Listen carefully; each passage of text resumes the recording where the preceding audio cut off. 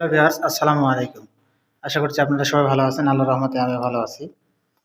এই যে দেখতে পাচ্ছেন ফ্লোর, এটি একটি বাড়ির ফ্লোর। তো এই যে ফ্লোরে কিন্তু টাইলস লাগানো হয়েছে সিরামিক্স অর্থাৎ এই যে কালো, কালো যে এক ধরনের যে জিনিসগুলো দেখতেছেন সিরামিক্স এইগুলো আসলে এই যে দেখতে পাচ্ছেন টাইলসটা নিখুঁত করে লাগানোর জন্য। বাংলাদেশে এভাবে লাগায় কিনা জানি না। যেমন এই যে দেখতে পাচ্ছেন এখানে লাগিয়েছে এটা এই যে এটা একদম দিয়ে এটা এটা একটা লক সিস্টেম।